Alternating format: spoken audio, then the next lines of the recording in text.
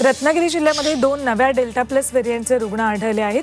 दोन्ही रुग्णही संगमेश्वर तालुक्यातले आहेत। त्यांची प्रकृती उत्तम असल्याची माहिती जिल्हा आरोग्य अधिकाऱ्यांनी दिली आहे। त्यामुळे जिल्हावासियांना काळजी करण्याचं कारण नाही।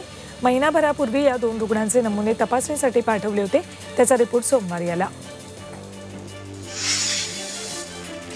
जळगाव जिल्ह्यात डेल्टा प्लसचे रुग्ण आढळले, त्यामुळे चिंतेचं वातावरण आहे। डेल्टाचे रुग्ण आढळून आल्यामुळे आरोग्य यंत्रणा सतर्क झाली आहे। कोरोनाबाधित रुग्णांचे रक्ताचे नमुने संकलित करून ते NIV-कडे तपासणीसाठी पाठवले आहेत। त्यात डेल्टा प्लसचे 7 रुग्ण आढळले होते, तर डेल्टा प्लसचे रुग्ण बरे होत असल्याचं आरोग्य विभागानं सांगितलंय।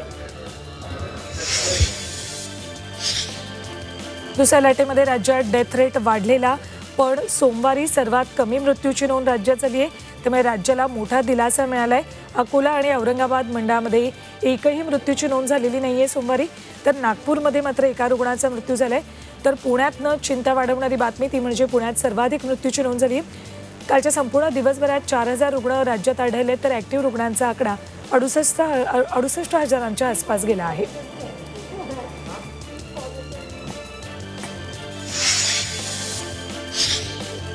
तर मुंबईमध्ये कोरोना रोखण्यात धारावीनं आघाडी घेतली। दुसऱ्या लाटेदरम्यान आतापर्यंत 8 वेळा एकही रुग्ण सापडला नाही।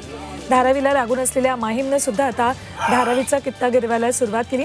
माहीममध्ये सुद्धा रुग्णसंख्या शून्यावर आली आहे। मुंबईत कोरोना नियंत्रणात आहे। मुंबईमध्ये दुसऱ्या लाटेत निचांकी रुग्ण आढळले। 24 तासातला मुंबईतल्या रुग्णांचा आकडा 200वर गेला आहे। दिवसभरात 3 रुग्णांचा मृत्यू झाला। पालिका कोरोनाला रोखण्यासाठी म्हणून लसीकरणावर भर देते। त्यामुळे दिवसभरात 97,000 व्यक्तींचं लसीकरण झाले। यात शिक्षणासाठी परदेशात जाणाऱ्यांचा आणि बेडरिडन नागरिकांचा सुद्धा समावेश आहे। ऑक्सिजन पुरवठ्याबाबत कृती अहवाल सादर करण्याचे आदेश सुप्रीम कोर्टाने केंद्राला दिलेत। 2 आठवड्यात हा अहवाल सादर करावा लागणार आहे। येत्या काळात मेडिकल इमर्जन्सीमध्ये ऑक्सिजनची कमतरता भासू नये यासाठी नॅशनल टास्क फोर्सनं केंद्राला काही सूचना केल्यात। कोरोना काळात सर्वसामान्यांचं बजेट कोलमडलंय। त्यात पेट्रोल डिझेलचे वाढते दर पाहता अनेकांनी आपला मोर्चा सायकलकडे वळवलाय। पण आता सायकल मिळणं सुद्धा मुश्किल झालंय। सायकल खरेदीसाठी 6 महिने ते वर्षभर थांबावं लागतंय। सायकलच्या मागणीत 30 ते 40% वाढ झाली, त्यामुळे तुटवडा भासतोय।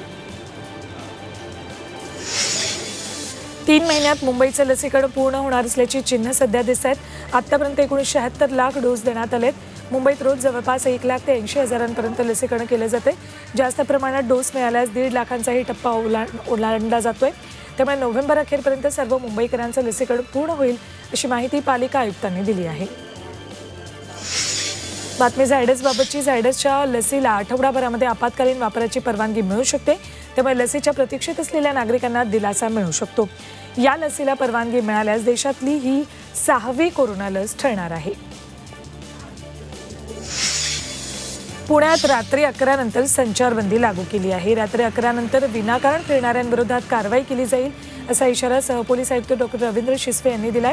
शहरातली दुकानं रात्री 8 तसंच उपाहारगृह रात्री 10 वाजेपर्यंत खुली ठेवण्यास मुभा दिली आहे।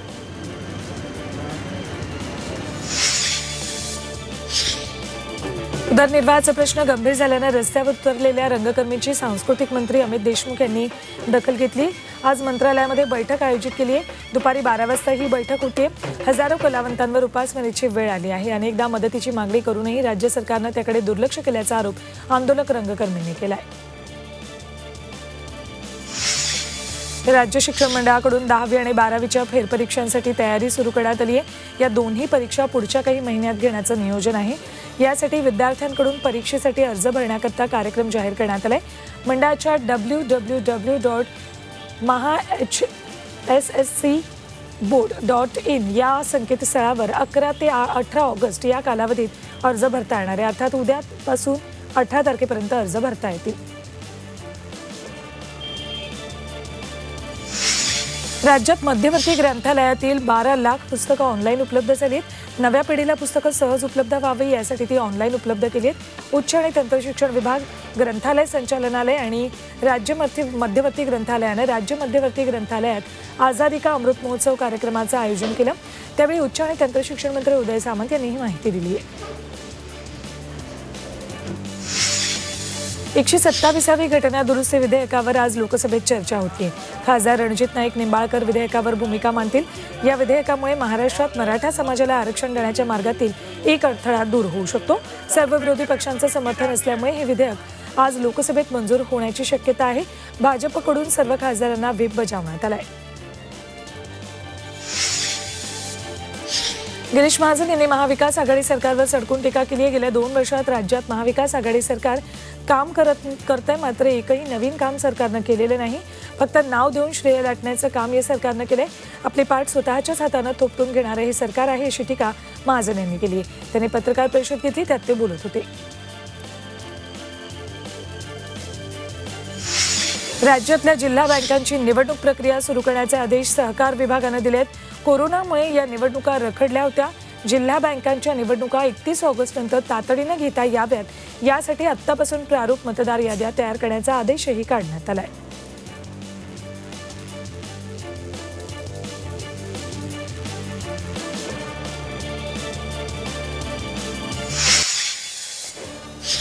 मुंबईवर पाणी संकट ओढवण्याची शक्यता आहे। मुंबईला पाणी पुरवठा करणाऱ्या तलाव क्षेत्राकडे पावसानं पाठ फिरवली। गेल्या काही दिवसांपासून तुरळक पाऊस पडलाय। सध्या 7ही तलावात मिळून 80% अधिक पाणीसाठा आहे। पण पुढील 1.5 महिन्यात या भागात पुरेसा पाऊस झाला नाही तर पाणी पुरवठ्याचं नियोजन कोलमडण्याची शक्यता आहे। बाप्पाचं आगमन काही दिवसांवर येऊन ठेपलं असताना कोकणात जाणाऱ्यांची संख्याही वाढली आहे। कोकणात जाणाऱ्या सर्व रेल्वे गाड्या बुकिंग फुल झालं आहे। यामुळे ज्या रेल्वे गाड्या कोरोनामुळे बंद करण्यात आल्या होत्या त्या सगळ्या पॅसेंजर गाड्या गणेशोत्सवात सुरू कराव्या अशी मागणी केली आहे। चंद्रपुरात पीओपी मूर्ती बनवण्यावर बंदी लावण्यात आली। शहरात निर्मिती, आयात, साठा, विक्री होऊ नये यासाठी प्रशासन लक्ष ठेवणार आहे। दुकानात पीओपीची मूर्ती आढळली तर कारवाई केली जाईल। त्यासाठी 10,000चा दंड ठोठावण्यात येईल। गणेशोत्सवात यंदाही गर्दी होऊ नये यासाठी म्हणून प्रशासनाकडून तयारी सुरू करण्यात आली। विसर्जनासाठी कृत्रिम तलावावर भर दिला जाणार असून यावर्षी 150 ठिकाणी व्यवस्था केली जाणार आहे। गेल्या वर्षी 135 कृत्रिम तलावांवर विसर्जन करण्यात आलं होतं। पर्यावरणाच्या दृष्टीनं पालिकेला सहकार्य करून नागरिकांनी गेल्या वर्षी सजगता दाखवली होती।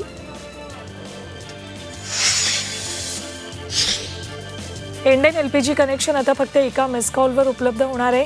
इंडियन एलपीजी कनेक्शनसाठी नोंदणीकृत फोन क्रमांकावरून मिस कॉल देऊन मागणी करता येणार आहे। ग्राहकांनी 8454955555 या नंबरवर मिस कॉल दिल्यावर मागणीची नोंद केली जाईल। त्यामुळे ग्राहकांना इंडियन एलपीजी त्वरित आणि सोप्या पद्धतीने उपलब्ध होईल। मुंब्रा बायपास मार्गावर सध्या मोठ्या प्रमाणात वाहतूक कोंडी होते। येत्या 14 ऑगस्टपर्यंत या मार्गावरच्या वाहतुकीत बदल करण्यात येणार आहे। बायपास रोडवर पडलेला खड्डा बुजवण्याचं काम हाती घेण्यात आलंय। त्यामुळे नवी मुंबई, ठाणे, कळवा, विटावा भागात आणखी 4 दिवस वाहतूक कोंडी कायम राहू शकते।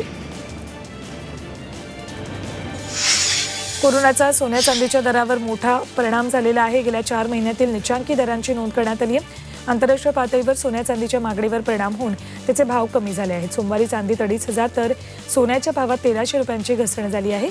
चांदी 66,000 तर सोन्याचा भाव 47,000च्या घरात पोहोचलाय।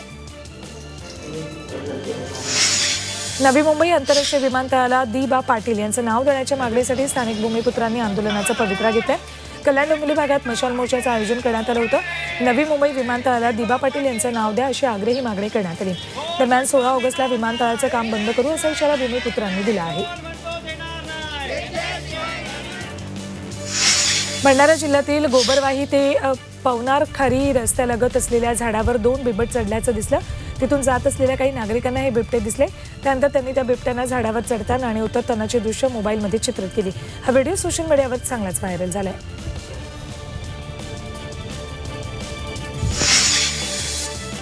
श्रीवर्धन तालुक्यातल्या जीवना बंदर इथे 4 मच्छीमारांच्या जाळ्यात घोळ जातीचा तब्बल 22 किलो वजनाचा मासा सापडला। या माशाची बंदरावरच बोली लावली। लिलावात श्रीवर्धनच्या तोडणकर या व्यापाऱ्यानं हा मासा 2.5 लाखांना खरेदी केला। मुंबईत या माशाला जवळपास 5 ते 6 लाख रुपये इतकी किंमत मिळण्याची शक्यता आहे। गोंदिया जिल्ह्यातील सावली गावातल्या अंगणवाडीत 5 फुटांचा नाग आढळला। त्यामुळे गावात खळबळ उडाली। नागाला पकडण्यासाठी गावकऱ्यांनी सर्प मित्राला बोलवलं। त्यांना अर्ध्या तासातच नागाला पकडून पुन्हा जंगलात सोडलं।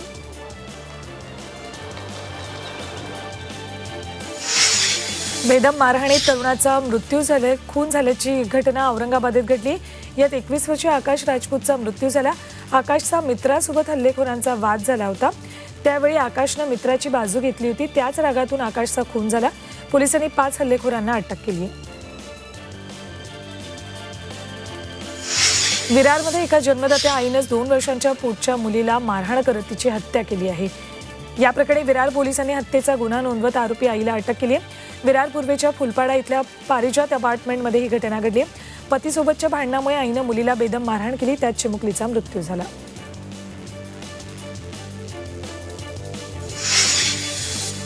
छत्रपतींचा विचार म्हणजे